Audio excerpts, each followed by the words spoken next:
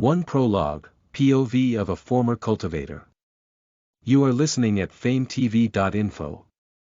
I am a sword cultivator in the heavenly plane. Well, the reason I say that is because I am dead. While I had hopes of at least getting a heroic or peaceful death, my death was nothing short of tragic. That I died after being swatted like a fly by some random young master. Apparently, he was offended that I blocked his path. At that moment, I finally came into the realization that it was a great mistake on my part to have become a sword cultivator. I should have embarked on the smooth journey of being a pill master or inscription master. Instead, in the end, I ended up dying not only as an expert sword cultivator but also an inexperienced wizard. Perhaps an arch wizard. Haha. FMCL, fuck my cultivator life. Thinking about it now, my life was not always like this. At least, not in the mortal plane. There was once a time when I was hailed as a rare genius of my era and had a pride which valued my words 1,000 times more precious than gold, while my talents still paled in comparison to monster-level geniuses, but I was still the cream of the crop. One must understand that those monster-level geniuses were as rare as cheelants in the wild and phoenixes in the sky. Even the sect I cultivated in the mortal plane was a branch of the immortal divinity sect of the heavenly plane. If I had just continued to stay there, I could have been directly accepted to the main branch of the sect after reaching the heavenly plane. Even my time in spiritual plane would be peaceful, but I just had to go and dump all those benefits in the dumpster by being too naive and prideful. After I elevated to the status of elder and became aware of the sect's black dealings with devil cults, I became disillusioned and broke off all my ties with the sect by faking my death.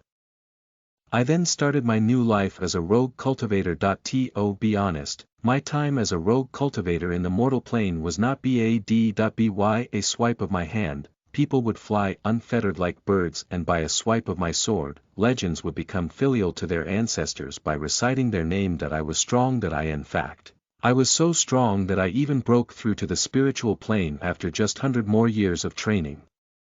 But then, everything changed after I reached spiritual plane. My status as a potential Xianxia protagonist slowly demoted to a mere mob fodder, and I finally experienced the profound meanings contained in the legendary phrase, "Karma is a bitch," because, this time, it was my turn to become filial to my ancestors. My earliest memory of being in the spiritual plane is of me acting all arrogant and aloof.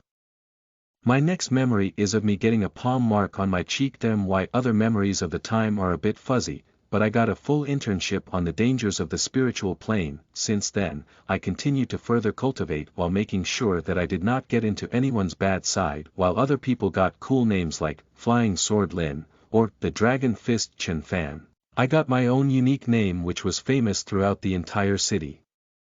I was known by my title of everyone's lackey Xing Fan. Crying Face. Although I knew that I was no longer an elder, an expert, or even a sect member, and that I was merely a person with no background, I could not find myself to readily accept such a shitty name. So, I went down the forest to display my brilliance.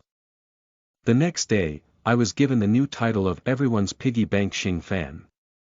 Oh, after repeatedly being bullied and robbed in that harsh environment where my only friends were some strange things known as automatons, and my only console was the daily broadcast of Immortal Idol XX via Magic Crystal, I meticulously tempered my Tao over a few years, with some filler adventures and some tragic backstory.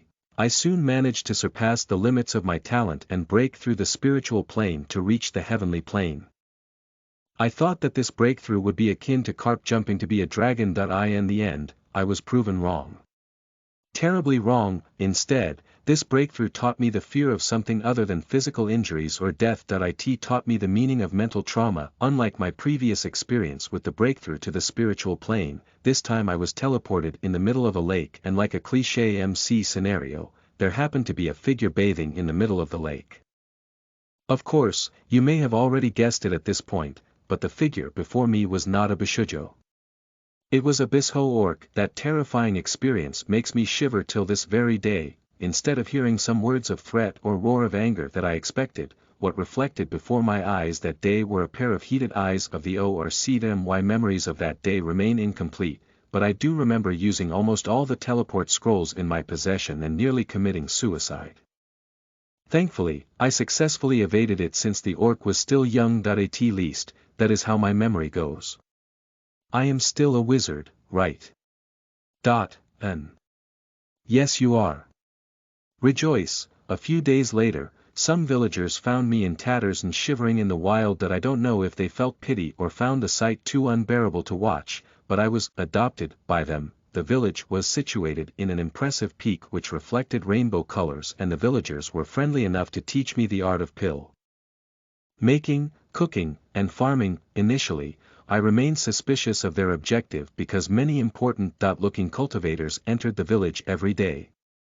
As such, I was sure that it was not exactly a village, but as years passed by, their carefree temperament affected me, and I lost all my immortal bearing or cautiousness. Now that I think of it, I suppose my current carefree thinking is a result of living in that place for many years.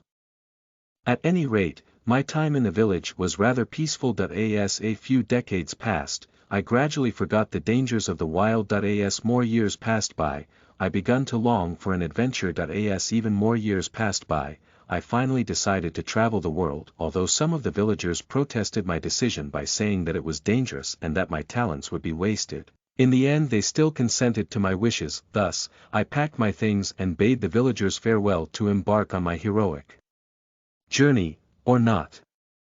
I died on the first day to my greatness. FMCL.